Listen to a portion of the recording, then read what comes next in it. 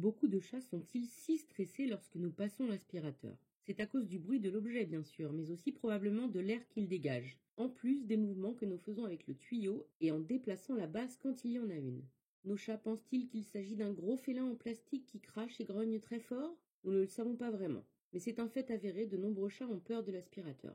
Et on pourrait se dire que ce n'est pas si grave, que le chat se cache juste au moment où l'on passe l'aspirateur et qu'il revient quand il est calmé. Mais c'est en fait très important de se préoccuper sérieusement du problème, car c'est un stress notable pour le chat. Et donc un facteur de mal-être qui peut déboucher sur des comportements problématiques à l'avenir, voire même sur des problèmes de santé. Car le stress répété, l'anxiété, jouent un rôle dans le développement de certaines pathologies. Pour vous aider à prendre le plus grand soin de votre chat, je vous réserve une petite surprise à la fin de la vidéo. Revenons à nos moutons, revenons à notre aspirateur démoniaque. On va utiliser des techniques simples de désensibilisation et de contre-conditionnement. Cela signifie que l'on va faire en sorte que l'aspirateur ne soit plus un objet quasi satanique pour nos chats, mais qu'il soit associé à quelque chose de positif pour lui. Et bonne nouvelle, la technique que je vais vous présenter fonctionne aussi avec beaucoup d'autres choses qui font peur aux chats. Il suffit juste d'appliquer les mêmes consignes en les adaptant à l'objet de la peur du chat, au déclencheur, à tous les déclencheurs s'il y en a plusieurs.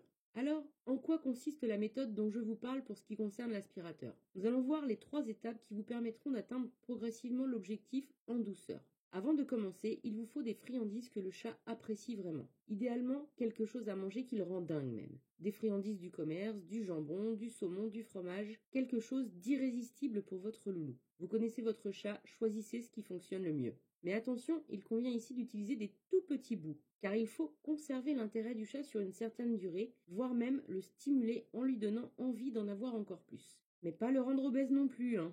Étape 1, nous allons d'abord apprendre au chat à ne plus avoir peur de l'objet en lui-même. Pour commencer donc, plus peur de l'aspirateur quand il ne fonctionne pas. Pour cela, laissez l'aspirateur éteint bien en vue dans une pièce que le chat fréquente souvent, comme le salon par exemple, et faites un chemin avec la friandise préférée du chat depuis l'endroit où il se trouve jusqu'à en poser quelques-unes tout autour de l'appareil. Si vous êtes dans les environs de l'aspirateur quand il s'en approche et qu'il mange les friandises qui sont posées tout près, félicitez le chat et caressez-le si c'est quelque chose qu'il apprécie. Si vous constatez que le chat n'y va pas, laissez-le appréhender la situation seul, dans le calme, sortez de la pièce ou quittez carrément l'habitation pour plusieurs dizaines de minutes, c'est encore mieux. Quand le chat est totalement détendu à cette étape, passez à l'étape suivante. Si vous le sentez encore hésitant, un peu stressé, renouvelez l'opération plusieurs fois à des intervalles rapprochés ou plusieurs jours de suite selon vos possibilités. Étape 2. Nous allons maintenant conserver le même principe mais cette fois-ci avec l'aspirateur en fonctionnement. Nous allons donc allumer l'aspirateur le plus loin possible du chat dans l'habitation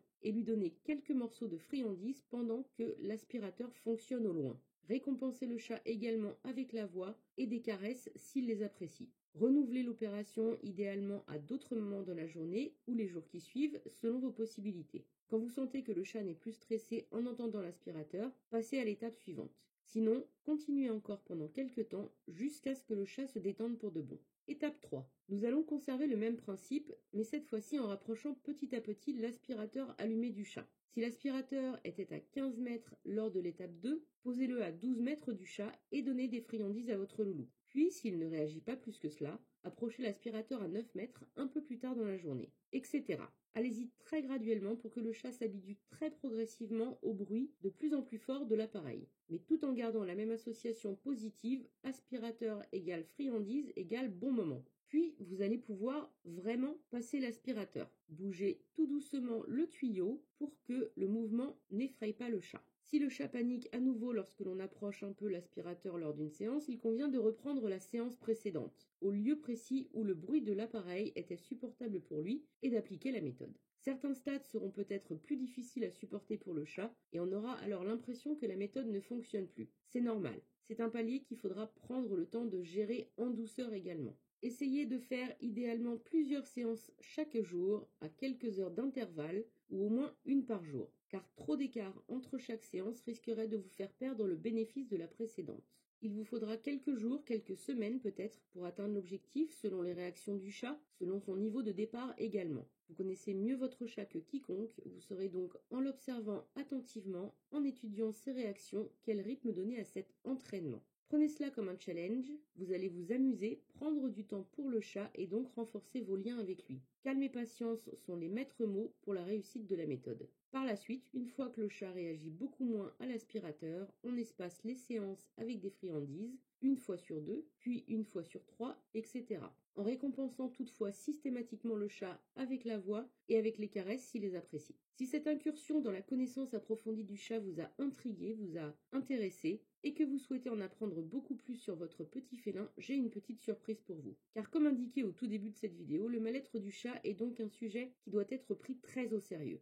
Si vous souhaitez connaître les bonnes pratiques pour le bien-être de votre chat, je vous offre mon programme en ligne Les secrets des pros pour un chat vraiment heureux. Je vous y transmets toutes les informations de base et je vous offre aussi par la même occasion le manuel 30 idées pour occuper le chat. Il vous permettra de trouver de nombreuses solutions pour générer de l'activité pour votre chat, ce qui est très intéressant pour le chat qui vit en intérieur notamment. Si cette vidéo vous a plu, mettez-lui un pouce j'aime et abonnez-vous à la chaîne pour bénéficier gratuitement des prochaines vidéos sur le bien-être du chat et son comportement. Et en attendant la prochaine vidéo, prenez bien soin de vous et de vos loulous!